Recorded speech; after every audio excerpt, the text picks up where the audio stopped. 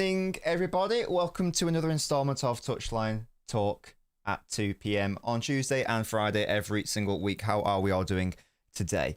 In today's installment, we are going to be, I guess, maybe more so dissecting what happened against Bode Glimt, perhaps. Maybe not in a vacuum, but perhaps more so the overarching issues that City have been experiencing this season. We'll look ahead to the Wolves game. I don't know if I'm actually going to have time to do a dedicated upload, so we might end up doing the preview today.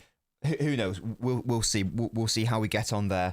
And we've had the press conference from Pep, and he's definitely confirmed that we're not going to have Nico, I think it was, and Nunes is also probably definitely not going to play because he's still got the virus. So it's looking like those two. Let me just get the exact quote from Pep, actually, just so that I'm not misquoting anyone. But he also confirmed the Guéhi starting tomorrow. No surprise to anyone. Obviously, he has to play.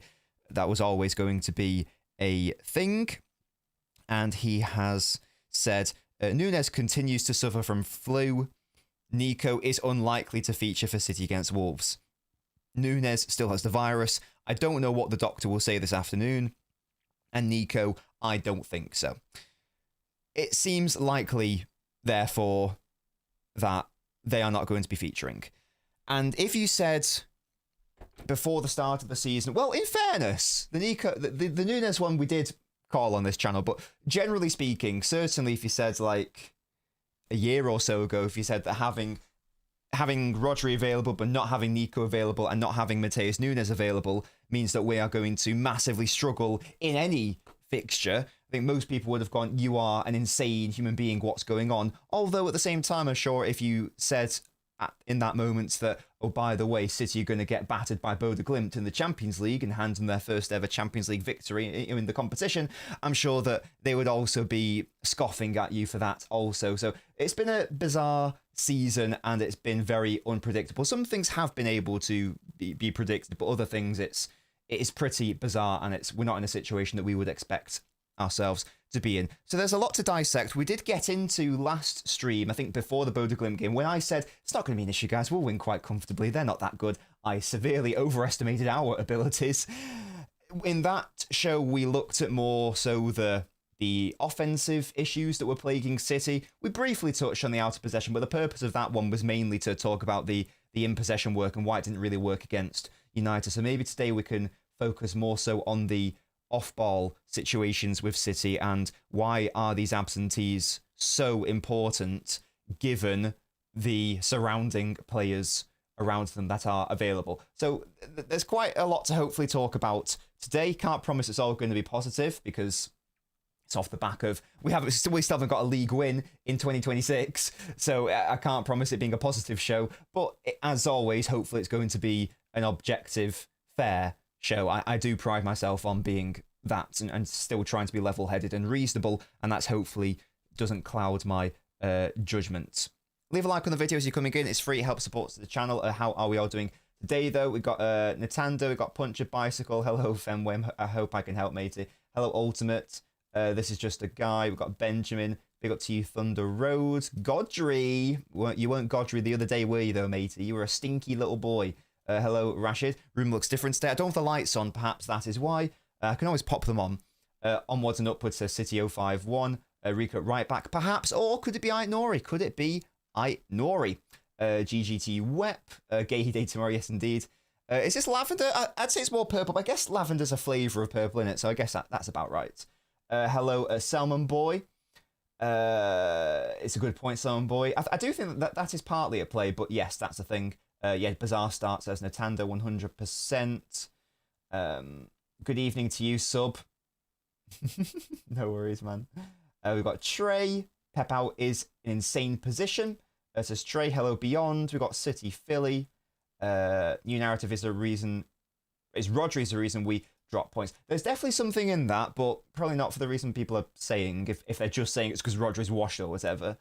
Hello, Natasha. My question is, when is Savio coming back? I have touched on this before, and it is... I don't even need to say, like, I told you so. because we saw last season how it's never just about one player. In football, very rarely is the issue one player. Now, sometimes you can have a game or two where the whole team can play well, but yeah, okay, maybe one defender makes an absolute clanger and that's the reason why you lose. But generally speaking, if a club is struggling for a period of time, whatever it may be, chances are, in fact, I would say 99 times out of 100, it's never down to one player, because this isn't basketball where you have less players on the pitch/court. Therefore, it does matter whether your star player is going to carry you or not. And it does matter way more about the individual because it's only 5-on-5. When you have 11 bodies on one side of the pitch and 11 bodies on another, it goes way beyond one individual. And we saw that last season. And I get it. People want to blame one person because it's easy to do it. Because then you can attribute all of the issues to that one individual, and then you can easily rationalize what the problems are. You don't have to overly think about it. But football, and this is something I'm going already. We are 5 minutes into the show. I'm already going off on a bit of a tangent here.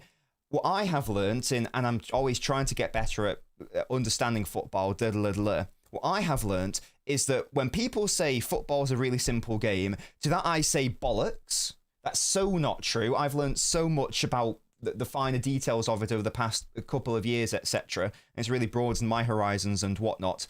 So people want it to be easy and they want it to be straightforward. They want to think that football is easy. I'm afraid it isn't easy, because if it were, then you wouldn't have football clubs paying however many trillions of space dollars into these scouts and analysts and all these experts into understanding the game and coming out with all these like different tactics and whatnot. So I just wanted to say that as well. And that goes into, it can't just be it's one player who is at fault. It can't just be take that player out and put that player in. Even Walker last season, who was properly garbage, it was not as straightforward as take Walker out of the team, because he was not even on the pitch when we capitulated against Feyenoord. So it's never about one player, and we've seen it this season as well. A recent example was against United. Oh, just take off Foden at half-time and we'll do great. Well, we took him off at half-time and the team went worse. So it's never as straightforward as that. It never is as straightforward as that. Or like, take out Rico Lewis, or take out Gavardi, or take out Haaland, take out Bernardo, etc. So that's another example. Bernardo didn't feature against Bodø/Glimt. Lots of people wanted him to get dropped. The problems go beyond one or two or even three individuals. There's way more to it than that. So, and Savio, we can throw Savio into that mix as well. We can basically throw nearly every single player into that mix, in all honesty. Savio is also on that list.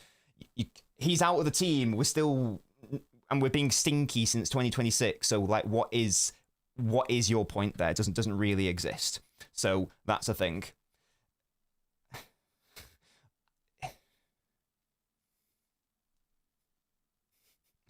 No. That's the first thing to say. So what are the problems at City? Let's maybe get into that now, shall we? Through the lens of like Nico and Nunes. Shall we do that? Now I've not actually seen people blaming Rodri, in fairness, because what I've started doing is, for my own brain, is that whenever City don't win a game, I turn my Twitter to following only. Because I was just getting so bored with idiots on like the For You page, and I was like, well, if I'm not following you, there's probably a reason why. Like, I don't want to see your posts on my timeline. So I've switched it to just following only. So I've maybe not seen as much of these Rodri is the sole reason thing, but you guys are saying that it has happened. I've seen some people allude to it, but maybe I've not seen the full extent of it. So just on Rodri for a second. Just on Rodri for a second. He is struggling, and I think that's reasonable, because he is coming off a season absent, basically. He's missed an entire season. So it shouldn't be that much of a surprise that he's not putting in his best performances. Now, the Sunderland game did cock tease me a little bit, because he came on and I thought he was absolutely fantastic. And I thought, oh my gosh, this is the level he is, like what we're going to see now. But maybe it was too little, too late, a small sample size as well against the Sunderland side, who opted to sit back more so in that second half. So it's not a surprise that he has struggled, as Musty rightly says there. In an ideal world, what would be happening is that we would be slowly, gradually playing him into the side so that we can get his fitness and sharpness back up. We saw Van Dijk have a season out due to an ACL, and he was shit that year. I can't remember what year it was. It was not last season, but the season before that, was it? He was like properly garbage. I thought, oh my God, is this the end of Van Dijk? But then, obviously, he won. He won the title the season after. So that was a thing. So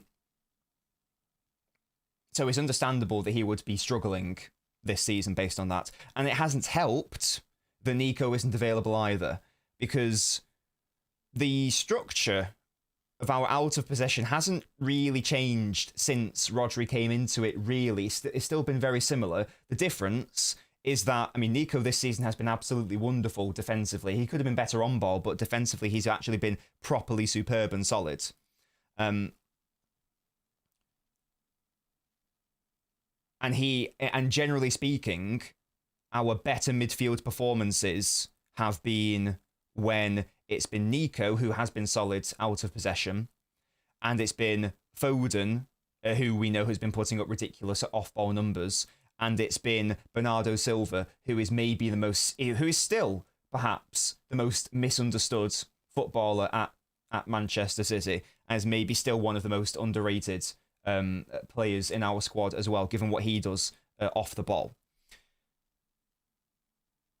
So when you go from all of that to a midfield which has Rodri in it, who needs to be rested, but we can't do it because Nico is unavailable, and then you compound that by either playing a really weird on-ball situation, as we saw against United, where he was just like totally isolated anyway, or you have the situation against Bode Glimt, and it didn't help that Bernardo was suspended for that game, but you provide Rodri with Rico Lewis and Reinders, and Reinders, who I'm not going to get too hard on as an individual this season, but he's not being used the way I thought he would have been used.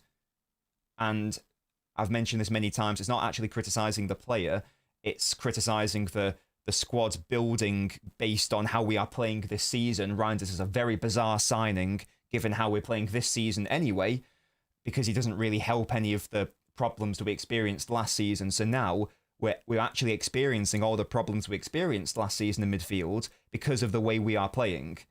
And Reinders isn't the type of player to help sort that out.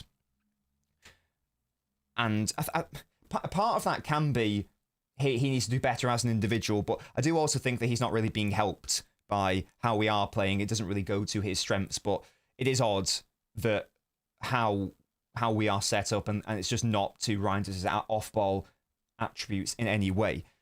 And then Rico Lewis, who has also just been struggling the past couple of games, and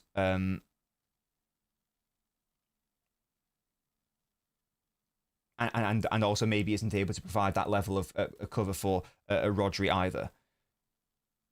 So that's the thing. So that's why we looked so bad against Bode Glimt, I think. Because that was the midfield three, wasn't it? It was Rodri, it was Lewis, it was Reinders.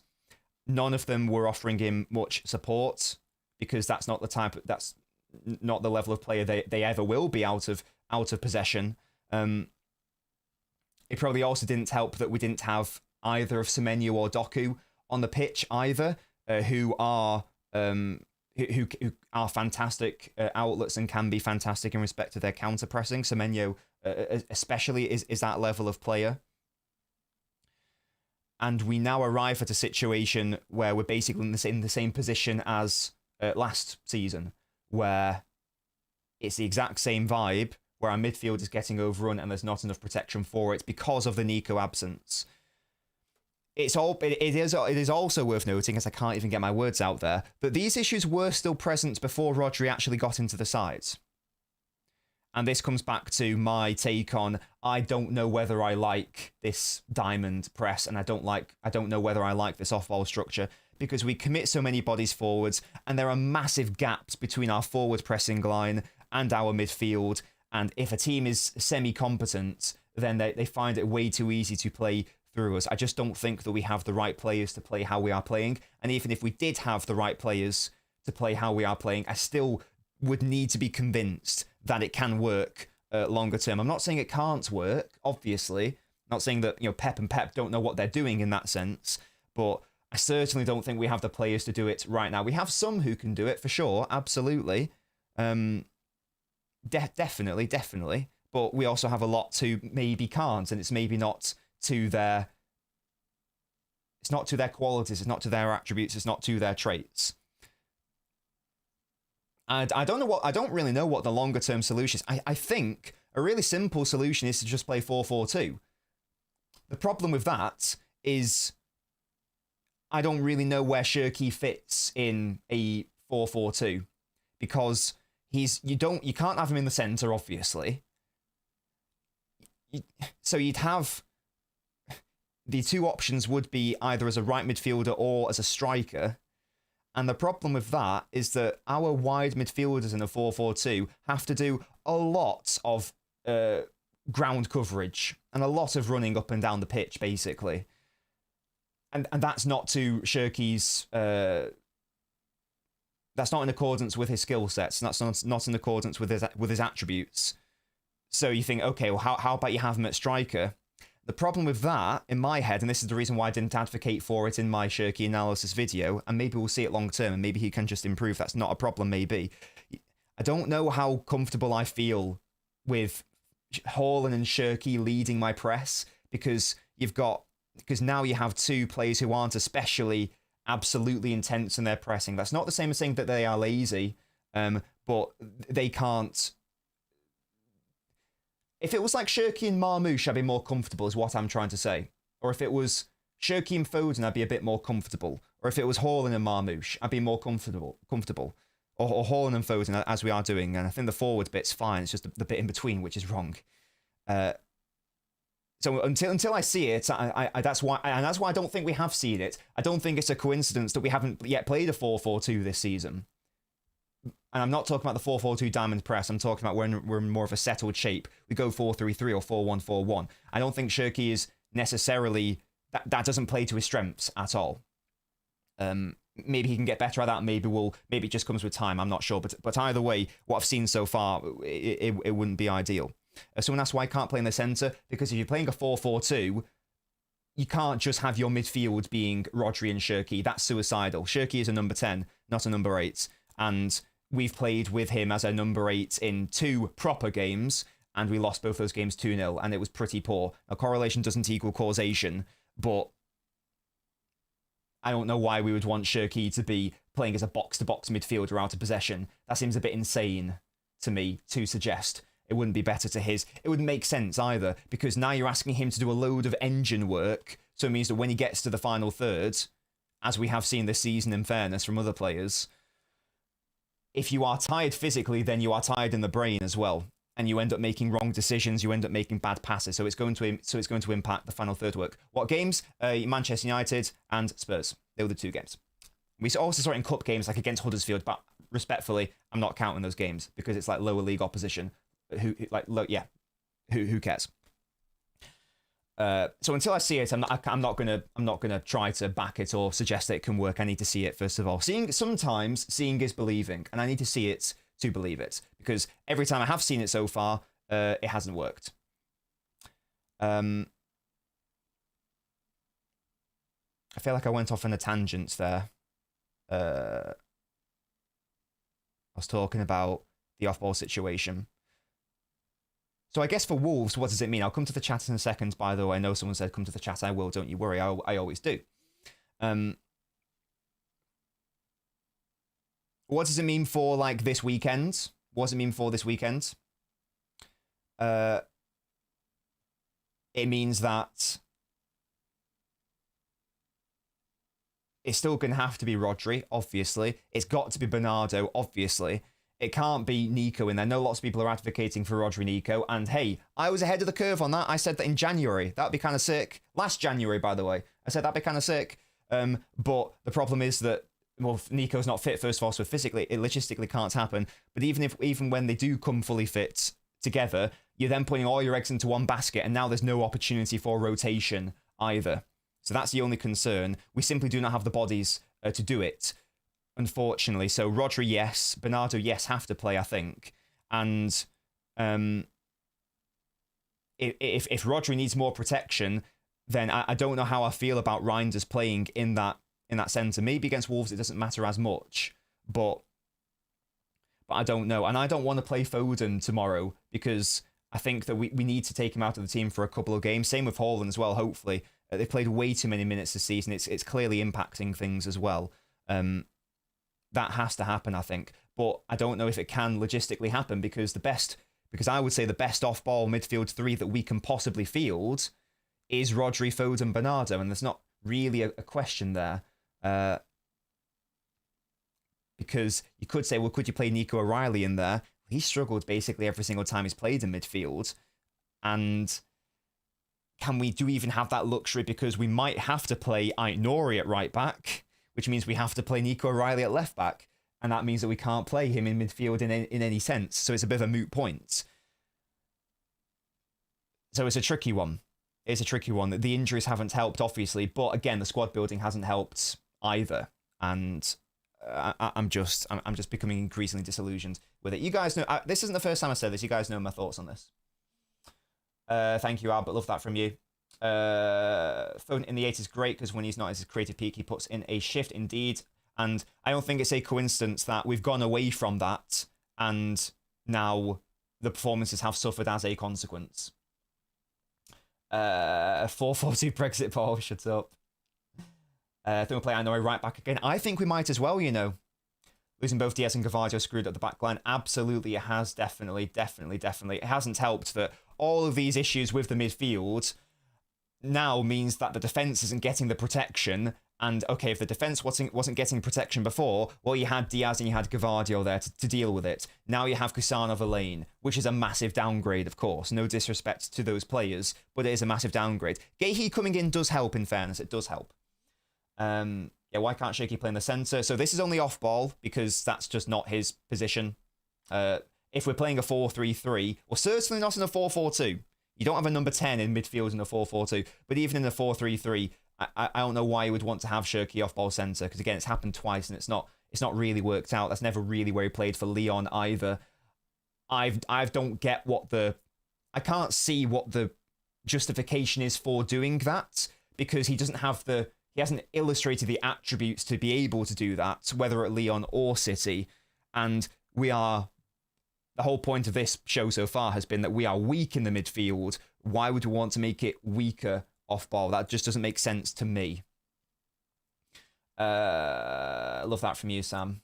Love that from you. I think sometimes the players are a bit confused, you know. You know what I mean? This is the thing. This is something that Near Post and I were chatting about. Yes, I think that generally it's hard because of the availability, but generally they shouldn't play together really because if Reinders isn't going to offer enough in the midfield, then that has to be counterbalanced somewhere else, and that would be perhaps by Semenyo being that guy on the wing because we know that he is that defensive guy. But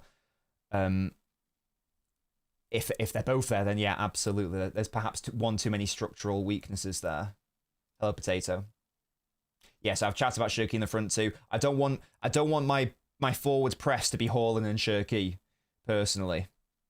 Maybe I can be convinced otherwise, but I would be concerned about a forward 2 press of Shirky Haaland. If it can work, though, then that alleviates nearly every single problem, in fairness. Because then you can have those two up front, that's not a problem, and then you can have Semenyo and Doku out wide as your wide options, so they're fantastic there. And then given Foden's midfield off-ball work, you could probably have him and Rodri in the midfield, or him and Nico in the midfield too, and that as your 4 is very solid in fairness. Yeah. And then maybe the season after you can increase it even more by popping Anderson in there instead. Who knows? That could be a thing. I'm just so desperate to get Shirky into the starting 11 that all of my the ways that I'm constructing the shape all is revolved around him. It's basically all revolves around accommodating him, and I think he's a player worth accommodating, but he is a player you have to accommodate for. But I think it's worth the sacrifice. Hence, that's what I suggested in the video. KDB's still injured. That's upsetting. It's probably one of the games where it would work. It would make sense a lot, in fairness, yes. Can we not play the system we played against Wolves in the first game of the season? Well, we had Nico for that one. We did have Nico for that one. Shoki Marmish as a strikers in a 4-4-2. That would work as a duo, but Haaland has to play because he's Haaland. He is Haaland, in fairness. I felt that he did. He was playing in DM though, wasn't he? So it wasn't really his fault. Update on Stonesy, I think he's gone. Sarthak, thank you so much for renewing your membership. We'll come to your member-specific comment in a moment. Thank you so much. It's very generous as always. Let's see who your random footballer is. Your random footballer is Demba Ba. Steve Gerrard slipped on his fucking ass and gave it to Demba Ba. Steve Gerrard. What's the Nunes dilemma? The fact that he's not available. And we haven't even spoken about that. He also helps make us more defensively solid also. How similar are this season's problems to last season's? I mean, this calendar year so far has proven that the issues haven't really disappeared. They haven't really disappeared. Yeah. Now, injuries are part of that, but squad building is also part of that as well. I don't know what this comment means, Foot, because if you play right midfield in a 4-4-2, you have a lot of defensive responsibilities, like a lot of defensive responsibilities. Like one of the hardest out of possession roles in the entire out of possession structure, certainly from a running POV. So I don't know why you think that the wide players in a 4-4-2 for Man City historically don't do any defensive work, because they do a lot of it. And it's one of the hardest positions to play off ball. That's why I don't want Shirky to do it. I think there's some confusion there. There's some confusion there for sure. 6 squad building. 2 players we signed in the summer can't play together. What happened against Wolves? Let's see a front three of Doku, Marmoush, Semenyo. I think that could be really fun. Yeah. And honestly, that's what I would go for personally. I would take all of... Well, I'd like to take Foden out, but for the reasons I've outlined, I don't think you can. But I definitely would take Haaland out for sure, and maybe even Shirky and maybe bring him on. Surely Marmish has to start. I'd like to think so. I would like to think so. No, Nunes is not going to play. Still got the flu.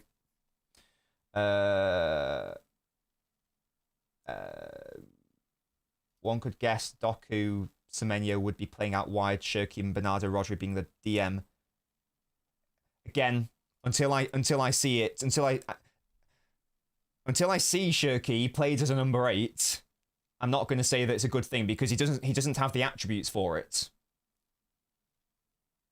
So I'm very confused, because it's a very popular suggestion, and I haven't seen it. I haven't seen it from the player Shirky is, even when he's not playing there, nor have I seen it from the player when he is playing there. In fact, the 2 occasions he has played there, it hasn't worked out. I don't really get the push for it personally. I mean, hopefully it can happen at some point, but actually, do I even want it to happen? I don't know. Sarthak, thank you so much for renewing your membership. I'm amazed we can't get a right back still. Is the market that saturated? I mean, it's the opposite of saturated. It is unsaturated. With quality elite ready-made right backs anyway, and that's probably why we're going to go for a younger player in the summer. It would have been nice if we got someone last year, but it is what it is. It is what it is. Big up to you. If you guys want to support the channel, you can click that link there or click that little join button. it's a good point, Fenway, yeah. It's a good point. Alehi, Gahey with Kusanov right back. Surely this is Trey. I don't know. I'm not going to predict that. I'm going to predict Nori right back, and I'm going to predict Kusanov, Gahey, and O'Reilly. That's what I'm going to predict. Because I know that we didn't play well against Bodo Glimt. I felt that Nori had a really good game against Bodo Glimt. Well, maybe really good's pushing it. I thought he had a good game at right back. Way better than I thought it was going to be. I liked what I saw from Nori in that game. Now that I've seen it, now I can believe it, that he can play at right back. I don't think he's ever really... Well, he's played there a couple of times for Wolves, but maybe that could be a thing. Maybe that could be a thing. I don't know. All-time City Pod 11. Hello. Hello. We need Onana from Villa. I said this at the time and I got shouted and laughed at, by the way. I just want that to be known. People were mean to me when I said that. They were mean to me. Yeah? Meanies. How do you rate our squad building? Based on how we've played, based on how we've opted to play this season, I'm going to give it like a 3. A 3. Based on how we've decided to play this season. Based on the past 2 seasons anyway. Now, in fairness, we are only a couple players away from making it work, but it's still not good enough for me. I don't accept that we've had 2 seasons off, basically. I do think we'll get him next season, yes. I do think that. If it was the ginger quota, is that the rule? We've got to get a ginger player. Understood, understood. I got you, I got you. Norris Semenyo on the right should be quite decent going forwards. Yes, absolutely. Absolutely. Yeah, based on how we've played anyway, I liked a lot of the signings on an individual level. In a vacuum, I liked a lot of the signings. You guys know I was big in my analysis videos, but the way that they've all come together and the way that it's all or the lack of cohesion, in my opinion, I think that's bad squad building. Now, that could become longer-term good squad building if we do bring in a right-back and we do bring in Anderson, let's say, and maybe another player. Maybe that can then elevate it, but I can't judge it based on what will happen next year. I've got to judge it based on what is presented in front of me right now, and right now it's not there yet. So that's upsetting. That's upsetting for me. That is upsetting for your boy. I know a great going forward, but kept drifting to the left when defending away from his man. Says Bicycle, that is reasonable. He's a left back at the end of the day. So that could be a thing. Camera change? No, there's just no lights on today. Just no lights on. Can I fill in? Hell yeah. I mean, I can't do a good job. I run around a lot, though. So that could happen.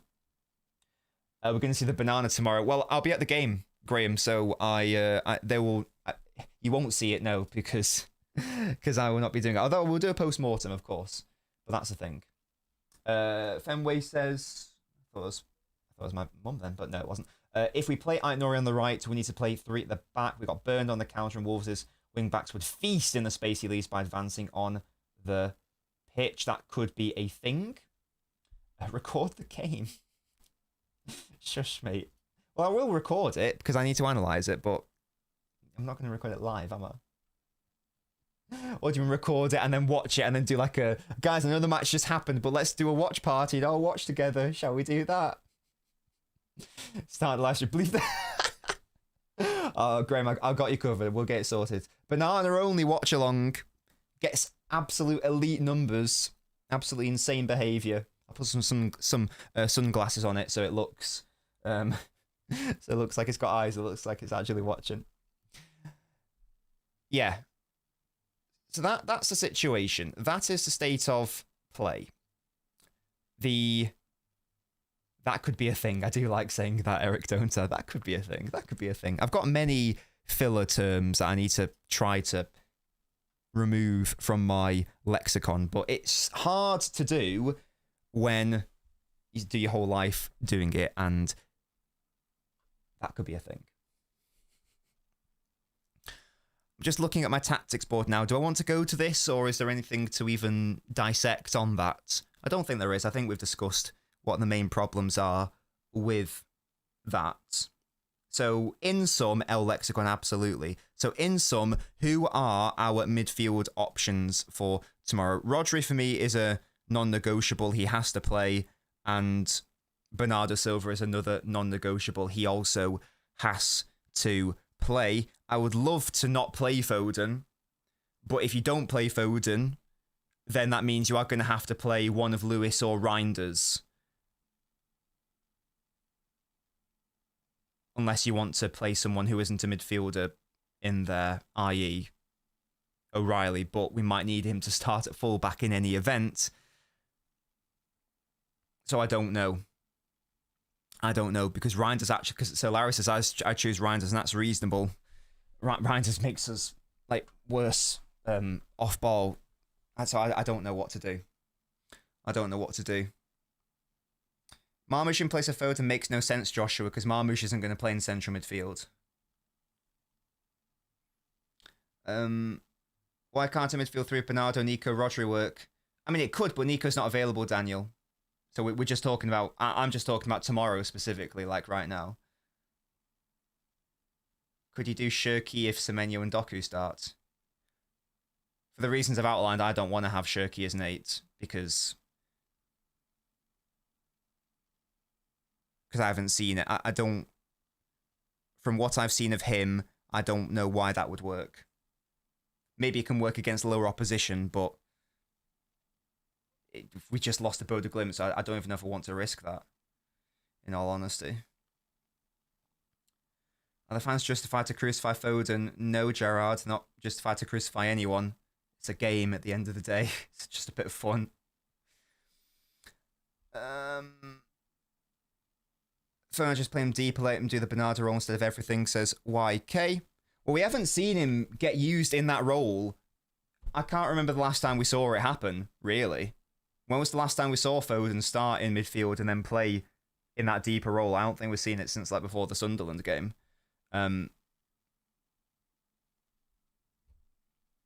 I think that'll be a thing. You know, we were discussing this, and because it's not just Foden, it's also Lewis as well. And the theory that we came up on Twitch is basically this, because I can't fathom, as a lifelong City fan, and obviously someone from the area in Manchester, and also someone who, because I did used to watch the academy. I did sometimes used to attend them in person as well. Not religiously or anything, but I did used to keep up to date with the players. Like nowadays, I don't really know the academy players because time is a thing, and because I got burned in the past because I used to get really big on academy players and then they would go and not make it. Brandon Barker is the example I always use. But I saw Foden in the academy, and I did actually watch him in that pre-season when he played against United. So I can't, in my head, fathom if you're an actual City fan, I can't fathom why you wouldn't want these players to do well and succeed, and why you wouldn't be supporting them and backing them when they are underperforming. There was even that comment on LNobbins earlier in the week, where it was a comment, and it said something like, "Stop blaming Ake, the senior player. What about Rico Lewis?" Surely the logic is the other way round. Because this was in the context of the United game. Neither of them played well, but if the logic is you're trying to bring in the context and the background of what the player is, the player that is the senior player, the player who cost you a lot of money, is surely the player who deserves to get a harder time than the one who didn't cost you a transfer fee and is an academy player and has been at the club for their whole life. And let's be honest and serious for a second, has been a City fan longer probably than the vast majority of people watching him, and is also probably a bigger fan than the club, because of how locked in he is to that. I just can't fathom why you wouldn't love your academy players. Like when I think Musty said it, when Rico Lewis got the armband, I popped. So it was something welled up inside me when I saw him have the armband against Exeter. That was such a beautiful moment. And of course, it's not everyone. I'm not for 1 minute, because I know some people do this, like, oh, it's all non-local fans. That's a bullshit thing to say, obviously. But there is definitely a certain breed of fan who has joined this ship, the ship being City, at a time where their motivation behind becoming a City fan was because I'm going to be a City fan because they are the best team in the world. And that is how I identify with the club. Therefore, if I see a player who I don't like, so I therefore have no attachment to any player on an individual level. Yeah, it's not what I'm saying bicycle either, but hey, stupid comments are a thing. I therefore have no meaning or personal attachment to that player at all, and I'm basically what am I? I'm a Real Madrid fan, essentially. I'm someone who, I don't actually support the club. I support trophies and I support winning. That's my only explanation for what is happening here. That's the only explanation I can think of, because the first 2 goals that we conceded against Boda Glimt, how many people were saying, get Lewis off the pitch, he's shit, sell him? Okay, he was not involved in either of those first 2 goals. What's going on? What's happening and what is occurring? Very odd situation that's happening there. And I think it's the same thing. So from these particular fans, I think that they almost push back on the concept of academy players, because in their incorrect opinion, they are wrongly getting better treatment or whatever. Now, in the first instance, they aren't. If anything, it's the opposite.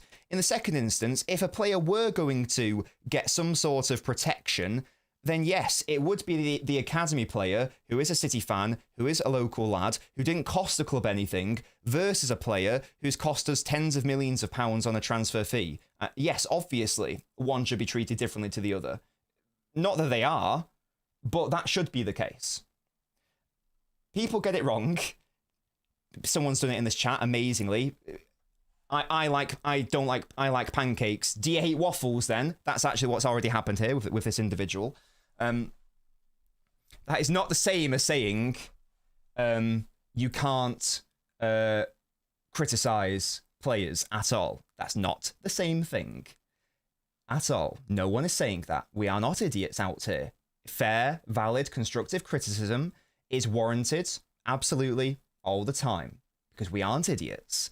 But what you can't do is use an agenda, i.e. let's take Rico Lewis against Boda Glimt, to say, he's shit, get rid of him then, when he wasn't at fault for either of the 2 first goals that we had. That just exposes those who are on that level. That's just what I wanted to say on that, and we discussed that on the Twitch last night. And hey guys, if you want to come over to the Twitch where it's a bit of a more chilled out vibe, and you guys can ask me more questions just about my life and blah blah blah blah blah, and it's a bit more of a chilled out vibe. We still talk about football over there, of course, but it's a bit more open as a forum, and it's a bit more chilled out and laid back. Then you can do that. It could be Fenway, it could be, absolutely. So yeah, there we go. That's the thing on that. Just answering Gerard's question there. I'd love for McCady to start. I don't think we can start that in the Premier League though, matey. Excuse me.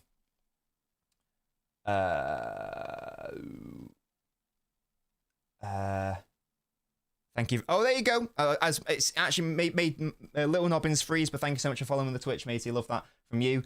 We did some Football Manager streams yesterday and the day before that. That's a thing. I was buzzing when they got the armband. Yeah, I know, it's sad, isn't it? We do, Fenway. Thankfully, we don't do that on this channel. That gets called out over here. That does get called out over here. Sammy, thank you so much for following the channel. Love that from you. Welcome to the Ultras Club. Big W's for Sammy in the chat. Although I am going to call you out here, Sammy. Get a better profile picture. Get a better profile picture. Thank you so much, Mini Sweats. Because that S is boring. I tell you what isn't boring, though. You're a random footballer. And your random footballer is a Ballon d'Or winner. And it's Kaká. Look at that. Look at that. Big up to you. Big up to you. Thank you so much. Okay, so we talked about the off-ball situation with City. We talked about weird criticism of individuals and people wanting to be reactive and how that's boring. We've had a brief chat about what we might see tomorrow as for the midfield. What else would we like to talk about today, guys? Do let me know. I don't really have a structure for today. This is one of the more laid-back, chilled-out shows where I just go off on tangents and talk about whatever the hell I want. So what do we want to chat about now? Let me know. Let me know. Am I a PC YouTuber now? I own a personal computer. What's your thing with profile pictures? Because it's boring. If I keep these and they get printed out. Yours is a good profile picture, for example. Psyduck, big up. Sort it out. Sort it out, Sammy. Yeah? Sort it out. No, Twitch is about to start now, but, you know, that's the thing.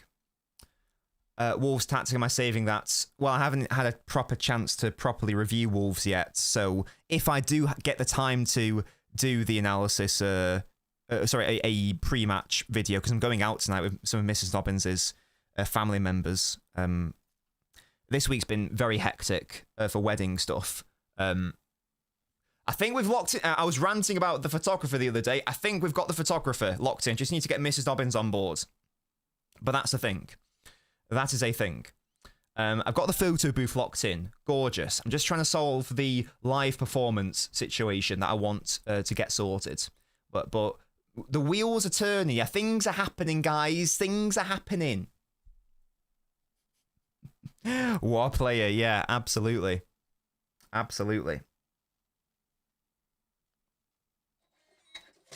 True Citizen, thank you so much. Welcome back to the Ultras Club. It says welcome back. You already are. Or maybe it's because you broke your streak or something. But thank you so much, True Citizen. You're on and not back-to-back Brazilian bangers. All the bees, all the time. You can call this a fucking honey cave, yeah? I don't know what the hell that means. There you go. Neymar. Unreal scenes. Absolute unbelievable pull. Unbelievable pull. Yes, we did finish Red Dead Redemption 2. We thoughts on Reed. Very exciting young prospect, but I haven't really properly scouted him yet. Yeah, that's Barca Neymar. That's iconic Neymar, you know. Wolves of shit. There you go, guys. That's the end of the stream. That's the end of the video. We are Cork City, IDK. We are Cork City. I'm now playing Man City tactics of back three. Because we nearly won the title. I bottled it. This season it's not working because of injuries and squad issues. So I've changed the system and I'm now playing false winger football. So I'm playing like Man City in 23-24. I'm engaged. Yes, ready. Yes. We're getting married next year. Thank you, Potato. Things happening gives you PTSD. Absolutely, yeah. Abanab, that's very generous. Thank you so much. Thank you so much for the gift. Whoever got that sub, it looks like it was Aaron. Aaron, say thank you. And everyone please say W to Abanab, who's always supporting the channel with gifted memberships. Thank you so much, Abanab. That's very kind of you. Yes, and that was given to Aaron. So Aaron, if you're in the chat, please say thank you to Abanab. Yeah, guys, I'll stream the wedding. No cap, no cap. They are. It's really annoying. Who said that? Fireborn. Yeah, it's so annoying that they haven't lost a game in 2026 yet. The football. Yeah. Thank you very much for that, Aaron. Love that from you. I recognize your profile picture as well. That's great. Exactly, Tahiti. Yeah. Madrid fans saying Vinny is a greater legacy than Neymar. Yeah, well, that's a bit of a silly thing to say, isn't it? What have you missed? You've missed a lot, Naveen. You've missed me defending our academy players. You've missed us talking about the off-ball situation. You've missed our midfield dilemma, and I just don't know what we're gonna do. Pep said in his post-match press conference his pre-match press conference that he knows the issue, so he knows what he has to do. I don't know what that means specifically. Perhaps he went into more detail, and I'm only just seeing a snippet of the quote. It's good that he says he knows what the problem is, so that's fine. That's nice. That's lovely. I don't know what it will be. I think long-term, my long-term vision is... I think you guys know my vision, because even though I have been critical of the squad building, I don't think that we're that far away. I think if you bring in another right-back who can either play instead of Nunes, and is better than him, or can just be on an alternative to him, because that's something we haven't really discussed. When Nunes doesn't play, unless Nori can play like a right back as he did against Bodo Glimt, you have to alter your structure entirely because we don't have anyone like Nunes to do that. So if you bring in a right back, that solves that problem. One who can push forward or be that guy in other areas. And you bring in the midfielder who we should have signed in 2023, who in fairness we did try to sign, Rice, Bellingham, Paquetá. We settled on Nunes, who was a panic buy. We shouldn't have done it. We're playing him at right back now. We still haven't signed that player because Reinders can't be that player based on how we're playing. So if you bring in Anderson and you say Bernardo leaves, and if you stick with a 4-3-3, then all of a sudden now your midfield three can become way more solid off ball. You can either go all in for solidity and have Rodri, Nico, Anderson. You're then putting all your eggs in one basket, so maybe not. Perhaps you want to use Nico more so as an alternative to Anderson or an alternative to Rodri rather than putting them all in. But for some big Champions League games, that could absolutely happen. Or you go away to St. James's Park. Why can't that happen? If they're running their Tonali, Bruno, Gillinton midfield, why can't you run that? Absolutely you could. It wouldn't be the norm. Generally speaking, I'd probably rather run Rodri, Anderson, Foden as if you're sticking with a 4-3-3. That's probably what I would rather run with, because now you've got Rodri or Nico, out and out number 6. Either Nico, who we know is solid there, or Rodri comes back to full fitness starting next season. Anderson, who can be that dual-winning, second ball-winning number 8. Foden, who is also providing that off-ball work, but is also going to be able to advance slightly further forward. And then you can, if Shirky can still get into that side because you can still give him central access with the right back pushing up. And then you pick 2 out of Doku, Semenyo, Shirky, Savio, Marmoush, whatever. That's what I would like to see next season. And I think that is a team which, and I said at the start of this season as well, and I was very wrong, of course. It hasn't happened yet. Good point, Sarthak. Yeah, Gibbs White also. I think that is a team that can... I think that's a squad that can win the title. You know, I don't think we're that far away. That's the silver lining. That's the good thing to say. It does require a couple of key signings. Of course it does. I don't think we're that far away, though, because now you could have a theoretical starting 11, which is this. You got Donnarumma. You can have Aït-Nouri, Gvardiol, one of Diaz or Guéhi, or Kasanov, I guess. Nunes / a new right back. You can have your midfield 3 of Rodri / Nico, and then Foden, Anderson. That's big. That solves a lot of the problems immediately. And then you can have a front 3 of Doku, Haaland, Shirky, or Shirky, Haaland, Semenyo, or Marmoush, Semenyo, Doku, or a combination therein. I think there's lots of nice options there, and I think that team can win the title. I think that's good enough. I think that is good enough, and it solves a lot of the problems from this season. Oh, Livramento. Oh, Tino. With all your injuries. You've done your bold 11. Excellent work. Love that from you. Yeah, you have to be David Silva from 17-18, but that was one of his favourite seasons. Yeah, sorry, Savio in there as well. Yeah, and I think those players would have that because you'd have... Because your goalkeeper, I mean, Trafford will probably move on, but your goalkeeper's your goalkeeper, whatever. Oh, that's what I wanted to do this stream. I wanted to do, because I saw LB do it on Twitter, and I liked the idea, so I'm going to steal it. I don't know if he did it on stream. If he did, I apologise. I thought we could, probably predict the Champions League games together and realistically go, where is City going to finish? Instinctively, I think we're going to finish around 10th. But I haven't done all the match predictions, and I haven't seen all the results from the most recent game week, so maybe we could do that as well. I'd like to do that. Yeah, let me just go through the squads. And that's what I need to do as well, because over the summer, I'm getting so excited now. I was doing those squads where I was comparing it to a past year, wasn't I? So I was like, okay, now let's compare this squads to the 18-19 squad. Let's compare this squads to the 22-23 squads. And let's see if they are similar. We did it on stream. I won't do it then. I won't copy. I thought we just did it on Twitter. I won't do it then. So maybe we can do that at some point in the near future as well. We can go, right, if we sign this player and we sign that player, then how are we going to compare it to the squads of the past? Because if we go through the players, as Fenway just said, you want a couple of players per position, obviously. Your left backs become Aitnori, O'Reilly, and Gavardio can play there. That's very good. That's loads of quality depth in that area of the pitch. You don't need any more signings there. Left back is sorted. Smashed it. Left centre back, what have you got? Gavardio, Gahey, Kusanov can play there. I don't think you need any more left centre back situation stuff. That's sorted. That's locked down. That's safe. Right centre back, Diaz, Gahey, Kusanov.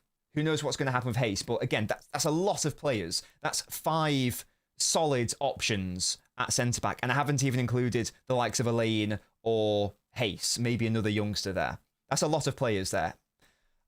Right back, this is going to be the first potential because right now we have makeshift options. But if you sign a right back, you've got... I'm not going to do a name because some people get upset when I do a name. The point is to have the profile. Right back, who is tactically competent and can potentially push up to right wing, blah, blah, blah, blah, blah. Maybe even fill in at right centre back, left back, blah, blah, blah, blah, blah. Martin Fernandez, question mark, I don't know. Nunes, as your like 2 more offensive choices, is more than enough. If you really want to have a defensive option, then Gahey can play there. Kusanov can technically play there. Gahey's another technical. And I know it's not ideal, but Rico Lewis can play there in the pinch as well. That's loads of options at right back as well. So even if like Nunes is out, you've got the right back who you sign. So I think the defence is sorted with that one signing, realistically. You've got loads of options there now that Gahey's come in. And maybe you sign another centre-back or maybe you promote Hayes, whatever it is. So moving on to the midfield. In defensive midfield, you've got Rodri, you've got Nico. That's brilliant. That's very good. And also next season, it will hopefully be a fully fit Rodri. We'll have to see what happens. If he still gets injured all the time, then yeah, we'll have to move on and bring in another player. But for argument's sake, I'm assuming that we have that. Rodri, yes. Nico, yes. Anderson could technically play there as well. Now, he's not an out-and-out number 6, of course, but he could still technically play there. That's good. So the number 6 is sorted, right? If you're bringing in this Anderson, because if Rodri and Nico are out, hey, you've got another viable option rather than you have to rely on Reinders playing there. So how about the number 8s? For argument's sake, let's assume we're sticking with a 4-3-3, which has 1 6 and 2 8s.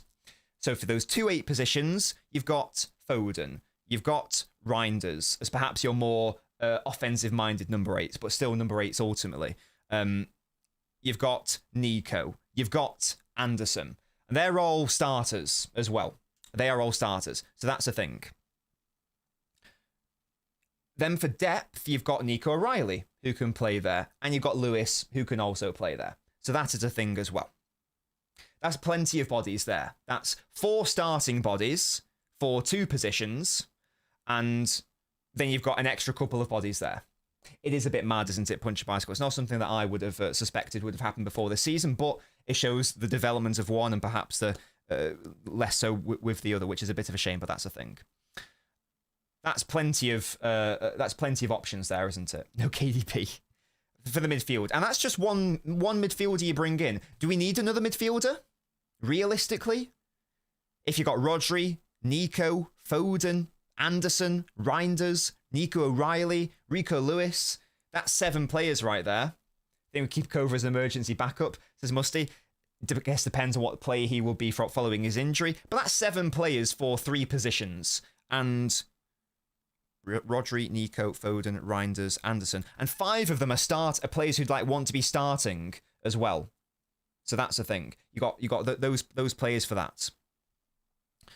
I'm counting Rico as a squad option because you need squad players. You can't have 7 starting midfielders. That's not how you build a squad. You need some players to fill in for cup games and to like come off the bench and to just be options like if players are injured. So you need squad players. That's what a squad is. So that's like the two eights sorted. And then up top you've got Haaland and Marmoush. Well, and it depends if Marmoush can illustrate and demonstrate that he can be that guy when Haaland isn't playing. We haven't yet necessarily seen it. Could Semenyo be used like that? I think that could be a really fun potential. That could be a really fun potential. And then who are your wide attacking players? Maybe. So you got your two number 9s there. Then who are your wide players? We got nominal wingers, I'm going to say, because in before someone says, but he's not a winger. But for the purposes of what we're talking about, yes, they are. You've got Cherki, you've got Marmoush, you've got Doku, you've got Semenyo, you've got Savio as like players who you'd be comfortable starting. That's a lot of players for two positions. That, to me, looks like a pretty healthy squad. And what have we done? We've, of course, waited for Rodri to become fully fit. And obviously, players like Gavardo to come back. And we've just added 2 players in the summer. Those being a right-back and a midfielder. And I don't think that you need to add that many more players, realistically. Just get me someone like Anderson, maybe just outright Anderson, and then get me a right back who can push Nunes / improve on what Nunes is. And I think that the squad's sorted. I think the squad is sorted. It's a shame that we haven't done this earlier, because we've needed a right back for a minute. We've needed this midfielder for a minute. That's why I'm being so harsh on rating the squad building, because we should already have these players in hand. So thank you, Viana. But the saving grace, I guess what I'm trying to say is I don't think we're that far away. From being a more complete, rounded team squad. Because that squad has basically everything. What doesn't it have? The question / concern would be, if Anderson isn't available, does it then become a little bit stinky? But then the hope would be Nico could play instead of Anderson. So maybe that could be a thing. I'm not sure. Not sure. But it's certainly got enough depth out and out. Do you bring in a squad rotation midfielder? It does depend on what happens with Rico Lewis, in fairness, because there were murmurings before the start of the season that Rico Lewis wasn't going to be in the picture for City. He was like potentially being linked with a move away. If Rico goes, then you have to bring in a player to do that. And then I guess the rest are just to do with incomings and outgoings. That's the thing. So yeah, I actually don't think we're that far away. We're that far away. True citizen, I'll give you license, matey. I'll give you license. What if Juma Bar asks Sammy? He just seems to be a squad player, a sale player, I think. I think that's all it is. Gehi can play right back. And technically, he has played there for England before. He has played there. Now, that is not the same as saying that you'd want him to play there, but do you get me? You get me. Shit repeated opinions get timed out. Yeah, Bernadette, to be honest. We are asking for a higher caliber of opinion and viewer here. So, shit opinions do. Shit opinions do get repeated. I don't know what you've said, but yeah. If they're shit, then yeah. And not based in reality, then yes, they do, actually. This is my channel, and I can do what I want. We need Ellie Anderson, I would agree. Echiro will not stay at Girona, says Sarthak. I've not even contemplated Echiro, but I don't think that he's going to have a future at City, in all honesty. Bring back James Milner, yeah. Hayes has offered to play midfield, brilliant. We need a Fabian Delph, yeah? We need a Fabian Delph, absolutely. Pep played Omar on the left against Wolves when Haaland wasn't on the pitch. Yeah, was it Shirky false night? I know that was a bit weird because we were like winning in the game like 3-0 at the time or something. But yeah, you're right. I think did Shirky move to false 9 or something? I think that's what happened. I think you might be right. I think that might be a thing. It was Shirky false 9. Thank you, yeah. I love to see us experiment with a front two, says Bengal. I don't... Well, certainly in possession, we haven't played a front two that I can remember since 17-18 when we had Mendy fit and when we had Aguero and Jesus available. You know what I mean? Do you get me? Are you asking for a time? Our true citizen, I'll give you full license there. If you think an opinion's properly shit and inflammatory and incendiary and it's just going to annoy me, then yeah, time them out. I don't give a damn. We are fascists over here. I know we're sitting now, but maybe a tad unrealistic to expect you could rebuild entire squad in one season. Seems like even 2 full seasons is ambitious, and maybe it is. But the thing is, I'm not asking.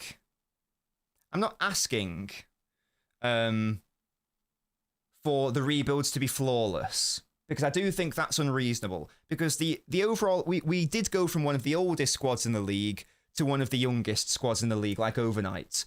And I appreciate that's not easy to do.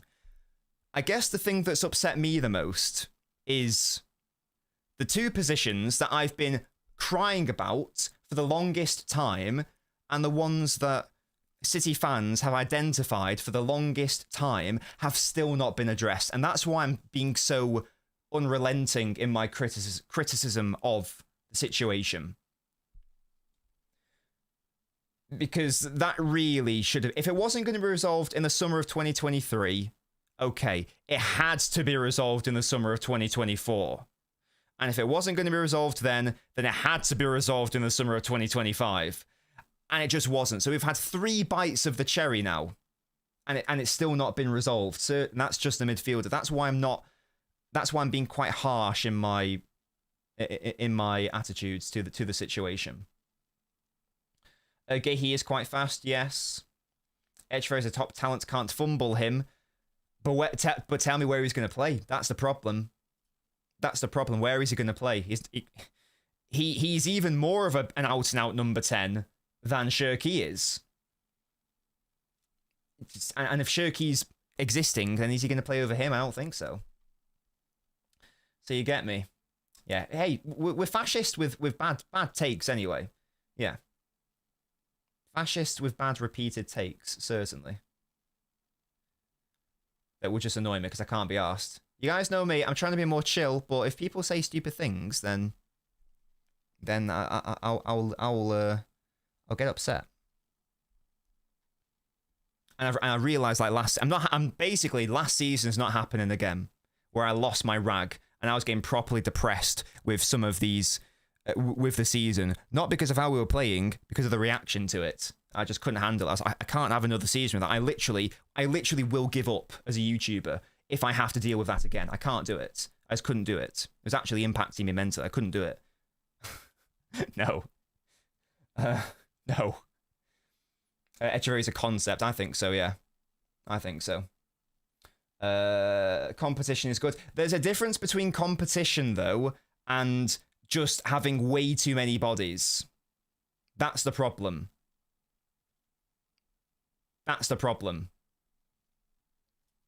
So, of course, competition's good at the end of the day. If it's going to push a player to be better, that's lovely. But there comes a point where there's a fine line between the correct amount of bodies for competition versus having way too many players for one position, and the players don't even get the chance to prove themselves. And when they do get the chance to prove themselves, they haven't played in however long, so they're rusty, they aren't sharp, they aren't fit, they look shit, and then they just end up getting binned off. And that's not even their fault necessarily. The centre-back one is an example of this. Now, I am still cautious about the whole, what is this going to look like with Gehi coming into the side? We just talk about what we want to. I've got Evie behind me, she's very cute. Wait, can you see her actually? If I move a little bit. Oh! Look, Evie. Look, you're a star. Oh, she's cleaning. Oh, she's such a good girl. What was I saying? Yeah, because if you have all of Diaz, Gvardiol, Gehi, Kusanov... Wait, Diaz... Yeah, the Gvardiol, Diaz, Gahey, Kusanov, you'll need another player, whether that's Hayes or not. I do have question marks about the long-term viability of all of those players all being here at the same time. And the retorts to that was, oh, but what about, in the treble year, we had Akanji, and there were two arguments. It was, well, in the Centurion year, we had all of Company, Otamendi, Stones, Laporte. Maybe there was another one in there that I'm forgetting. The difference there is that Laporte only joined halfway through the season, and Company in that time period was always out with injuries, and Stones is always injury prone, so that's a thing. And it didn't even last that long either. And then it's like, okay, but what about the treble year when we had Akanji, we had Ake, we had Laporte, we had Diaz, we had Stones. Is there another one that I'm forgetting? I don't think so. We had all those centre-backs. So, like, if they coexisted, why can't these lads coexist? Two things there. First of all, we were playing with 4 centre-backs that day. That season, sorry. So that's a different conversation to be had. And then the second point to say is, and Naveen's just said it there, Laporte hardly played. And so they weren't able to all coexist because Laporte left next season. And what we are now, and then 3 seasons after that, so this season, Akanji's now gone. And next season, both Ake and Stones will go. So okay, it might work for 1 season, maybe 2. I still question what's the state of play going to be like in 3 or 4 years. Now, who cares? Because as we just discussed, competition is a thing. But there might have to be some sacrifices / tricky decisions for some players. Is all I'm trying to say. That's all I'm trying to say. And it's the same with the wide players. We've already lost Bob, probably. Are we going to lose another one? Are we going to lose a Savio? Are we going to lose a Marmouche as well with having Doku, Shirky, Semenyo all in the squad at the same time? Is one of them going to have to go in addition to Bob going? And it's fine. It's fine to bring that up as a concept, but it does have to be brought up because I think people don't want to address that elephant in the room because they think it'll be all rosy and lovely. But we know players don't work like that, and we know that players have desires of how many games they should be starting and that sort of thing. That remains to be seen, though. We shall see. I'm yapping, as you can tell. I'll be live for another, 10, 15 minutes, something like that. So let me know if you have any other questions or thoughts. What does Evie think about City Squad building? She also thinks that we should have sorted out a Gundogan replacement sooner than 2026. And hey, Reinders could have been that replacement, but not the way we're playing this season. And not at this stage in his development either. Thank you, Jordan, for subscribing to the YouTube. Big up to you, mate. Stones sold his soul for the treble. Absolutely, he did.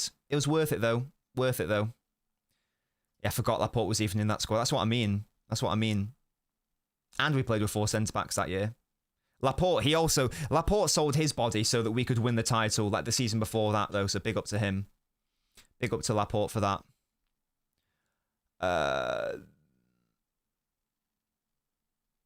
Scumbag Magpie outside, pissing me off. Thoughts Knight Norrie being used as a right back. I thought he played well. Hayes is my boy. You can't sell Reinders because we've just signed him. So we've got him now. In what way do we need to play for Reinders to be the Gundo replacement? A way that we can't do it anymore. You need to be less reliant on long balls. You need to be less reliant on second balls. You need to be less reliant on winning duels. You need to be more reliant on ball retention. You need to be more reliant on good phase 1 work.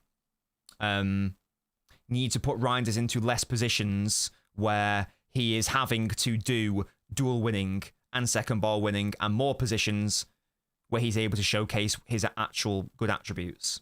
Something like that, Musty, yeah. Maybe not that exactly, but something along those lines.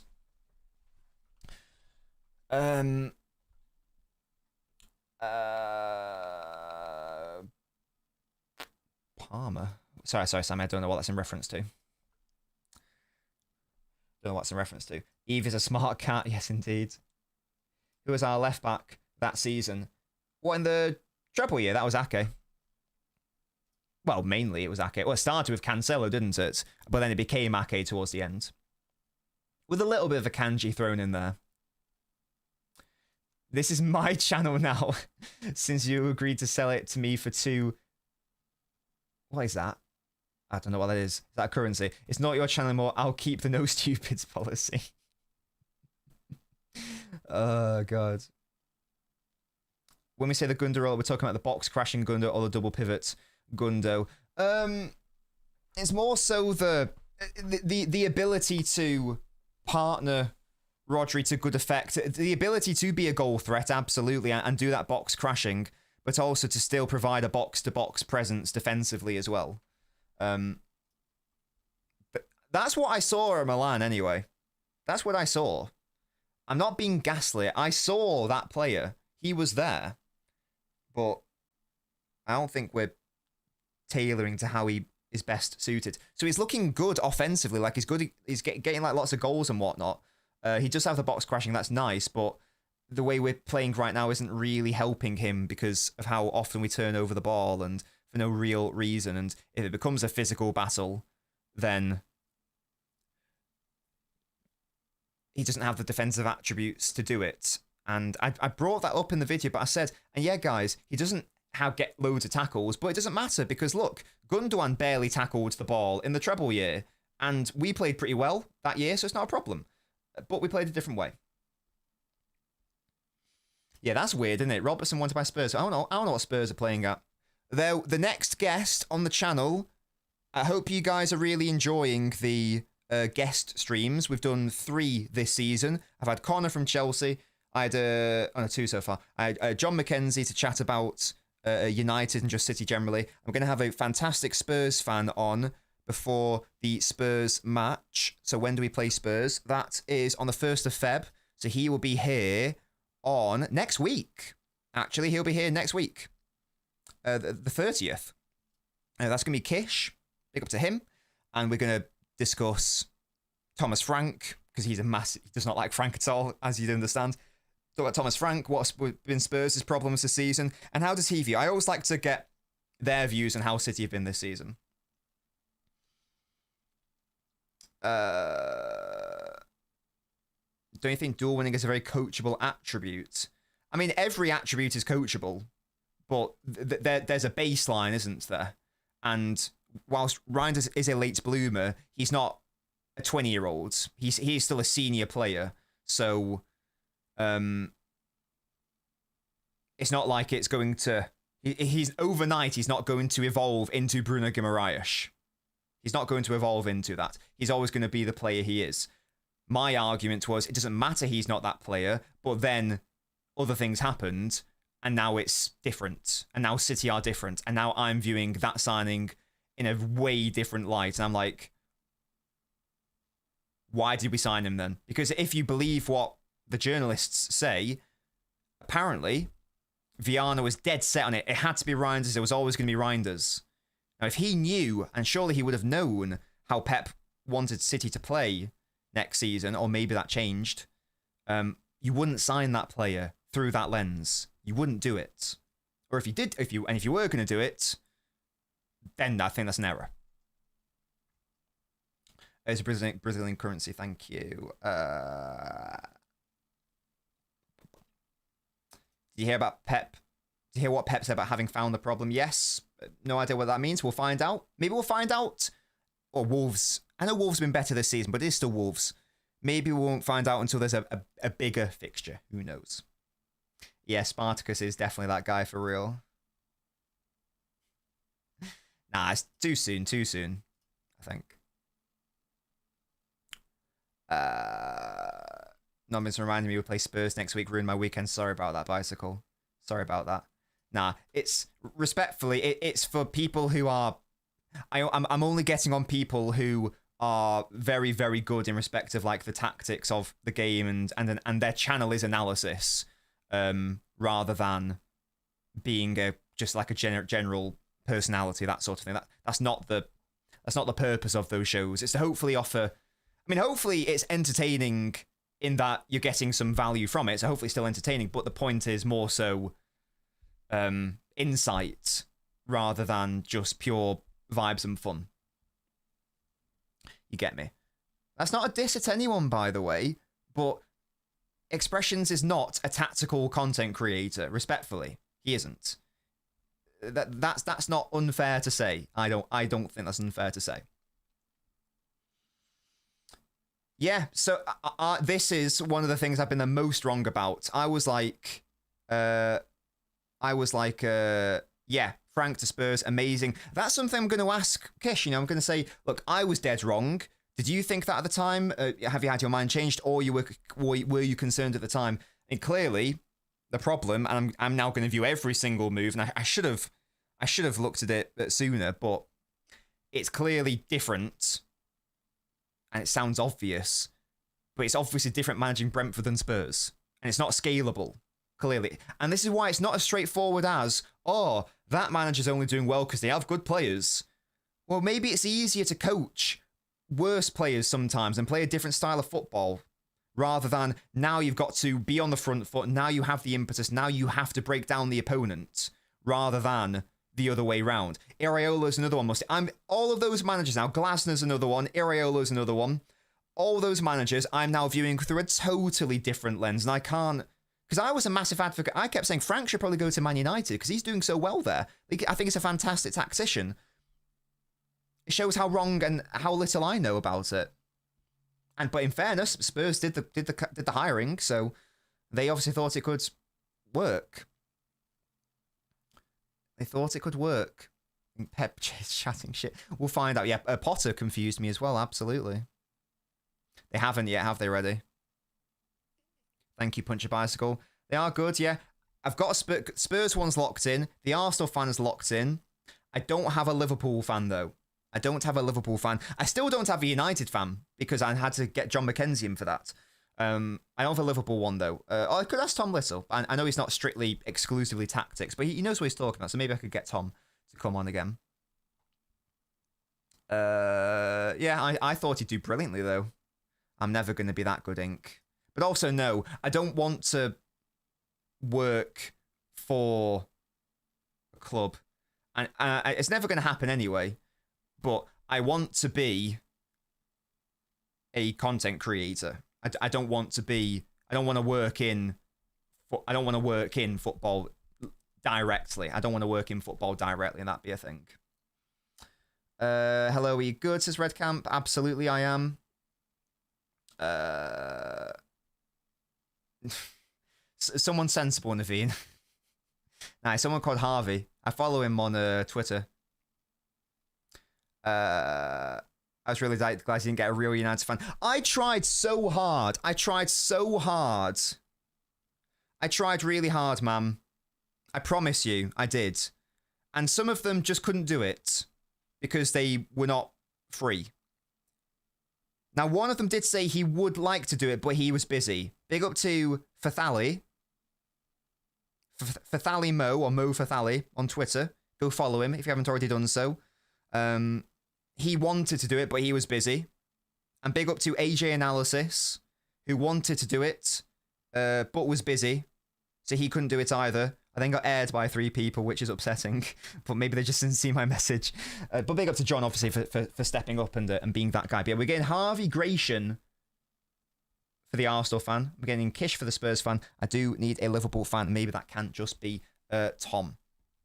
Next season, how do you think next season will look with Gahey in the team? Look, Gahey's got a great chance to prove that he should be starting over Diaz, but generally, Gvardiol is Gvardiol. So Gvardiol's got left centre-back locked in, unless he comes back a different player, which he could do, because it's a big injury he's had. What was the injury he had again? I can't remember. Fractured leg or something? Let me know, please. So Gahey could compete for that first team right centre-back slot. The way I'm viewing it, though, is Gvardiol's going to be the chief left centre-back, Diaz the chief right centre-back, and then Gahey will fill in for Gvardiol and Diaz as the first choice, and then Kusanov thereafter. Tibia, thank you. Gasky, the bastard, I told you guys that he was going to be here for the Manchester Derby watch-along, and he bailed on me. Because he said, I was like, oh, sorry, I forgot, because I had to go look at a wedding venue with my beloved. I was like, you little loser. How dare you not waste your whole day spending it with me live on stream for no personal gain? How dare you plan your wedding instead, you little bitch? Yeah, I didn't say that. I'm saying it now, though. You know, big up Gasky. Absolute bastard. Tom is a great lad, he is. We need that typical City collab. So I've addressed this on a member video because someone on a Q&A video, someone said, "Oh, would you do a collab with a Steam company, typical City, etc." And I already have done some stuff with a Steam company before. Stephen, big up to him. I've met typical City before when we went to the audition for the Finalysis thing. He seemed like a very, very lovely person. I'd be up for doing anything. The only problem would be just like on the topic of trying to bring in like people who would offer like value RE tactics and analysis and whatnot, and this isn't the same as like having a go at people, it's just a reality. There've just been a couple instances where something's been like said by him, Johnny I believe is called, and it just gave my comment section a lot of grief, i.e. Bruno Guimaraes isn't good on the ball because he always gives it away. That's because his passing accuracy is bad. That's not good analysis because Guimaraes is tasked with creating stuff and trying things.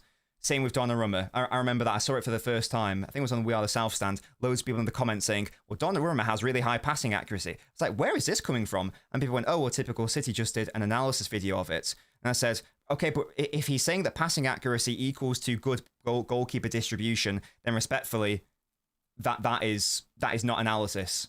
And that's so unfortunately, those are the only two instances where I've had any interactions outside of in person. As I say, he was a very beautiful person, lovely in person, of course, but that's misinformation, unfortunately, and it impacted my channel because then I had to have arguments with people in my comment section and on stream correcting them. So that was the only annoying thing with that. But yeah, absolutely fine to collab with anyone reasonably.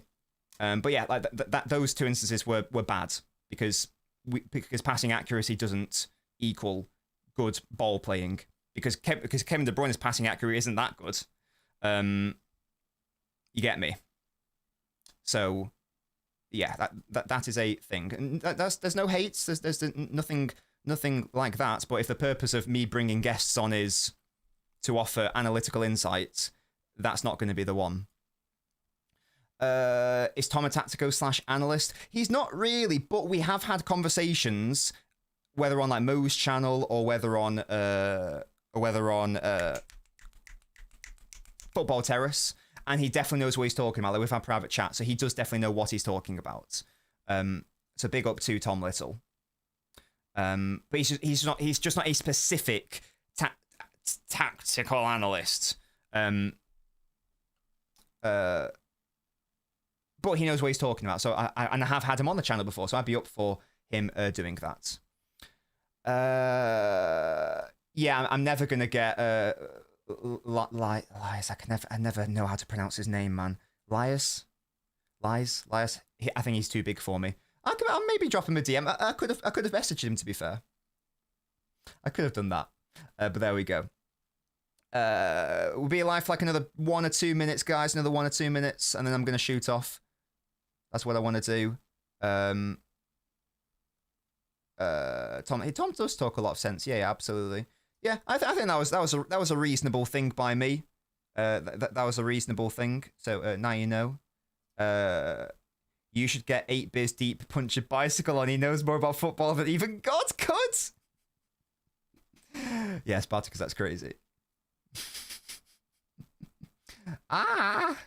How much longer will the diamond press go on for, says GG? Hopefully not much longer. I don't know. I don't know the answer to that. I will be honest with you. I don't know the answer. I don't know the answer. Takeaway. It's not a takeaway, but I'm going out with Mrs. Nobbins and her grandparents. We're just going to a pub. So it's just going to be pub food. Which is good. So there'll be like a burger or there'll be fish and chips. So, something like that. You know, something quite standard. So collab with Mark Goldbridge. Uh, Not sure about that one, matey.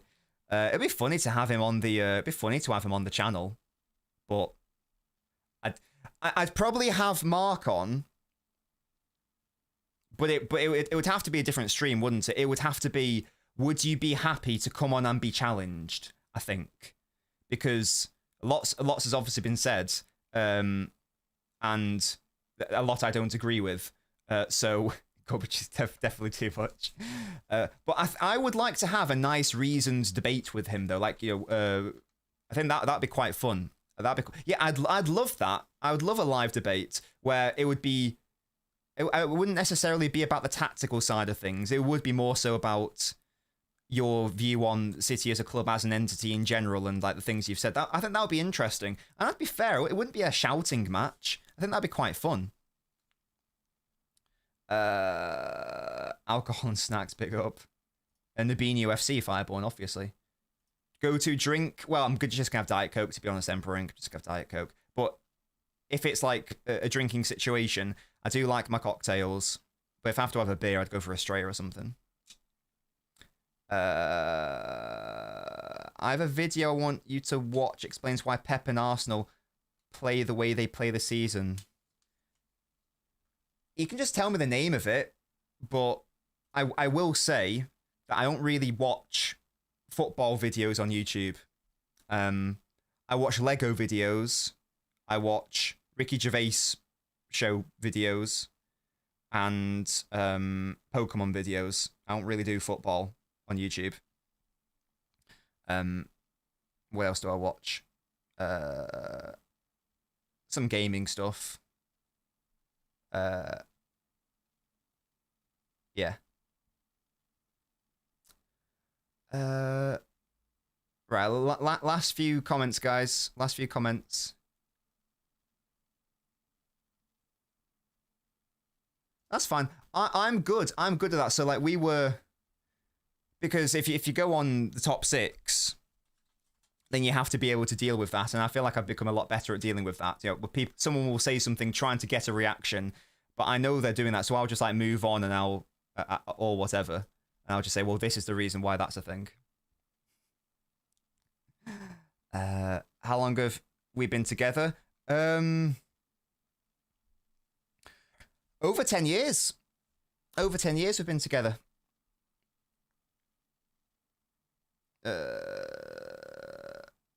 Sorry, Spartacus, sorry. I used to watch a lot of John McKenzie. Well, I watch his shorts on Twitter. Oh, big up to Funtland. I watched the Funtland as well. Yeah, I love video essays. What the hell, Emperor Inc? Hello. Oh, it's that Tom Little. We've got Tom Little in the chat. Hello. We were just talking about you.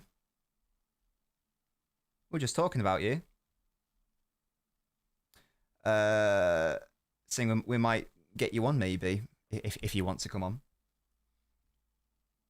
I tried to get into F1, but nah. Childhood? Nah, we weren't. I wasn't a child, Inc. I'm not that young, I'm afraid. I wish I was that young, but I'm not. We were not children.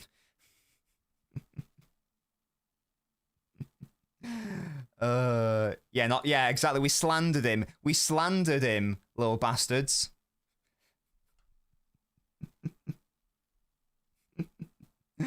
Oh god. Yeah, I'm actually 12 years old. Crazy work. I was gonna say, how old are you, Fireborn? But in fairness, your age is there. I think you think that I'm younger than I am. Words are my tool. Oh, also, Fireborn, I didn't keep it, but you know you did like a super chat and you got a fortune. I forgot to read it out on stream. Your fortune was something like, your fortune's been substituted. I wish you bad luck. It was outrageous. It was outrageous what happened there.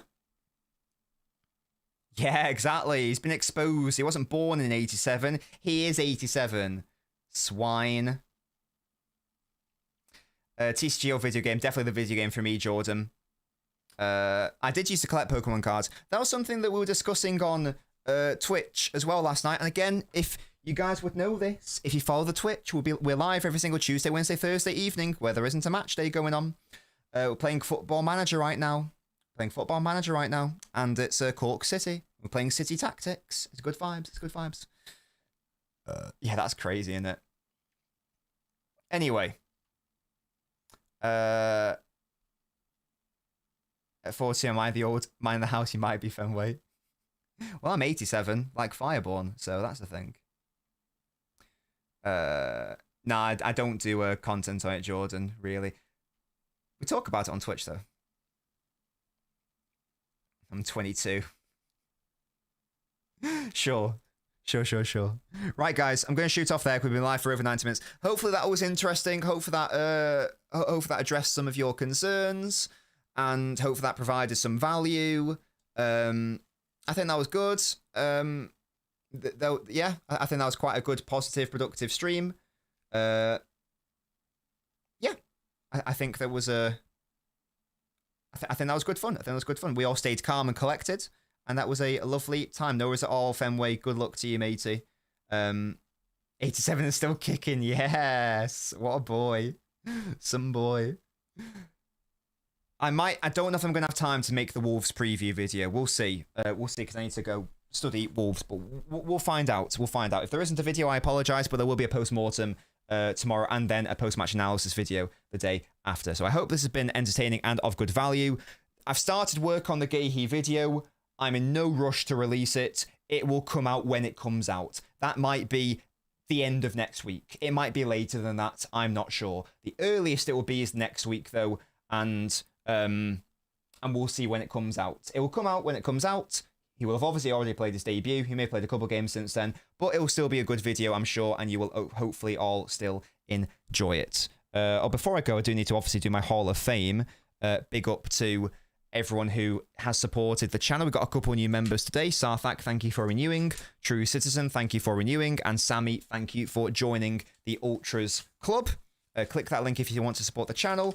And you also get access to exclusive videos. I need to make the exclusive videos from this month as well. It's been a busy time with the weddings, planning and whatnot. The Hall of Fame is about to pop up on the screen as well. So you get access into the Hall of Fame. And you also get my beautiful admiration and love and respect if you become a member as well.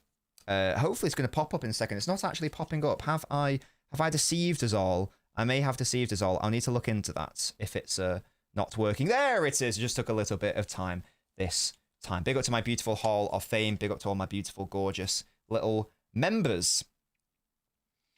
Tied to the videos, why football's most effective tactics died by football made football. Just watching your tactics understanding will expand.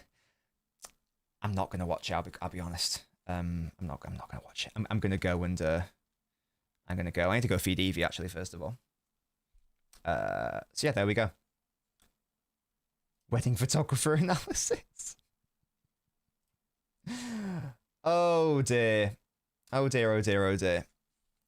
Thank you so much. I'll catch you all tomorrow for the post-mortem. Hopefully, we are discussing a nice, easy victory. A nice feel-good win. But we'll see. We'll see how we get on. Goodbye, guys.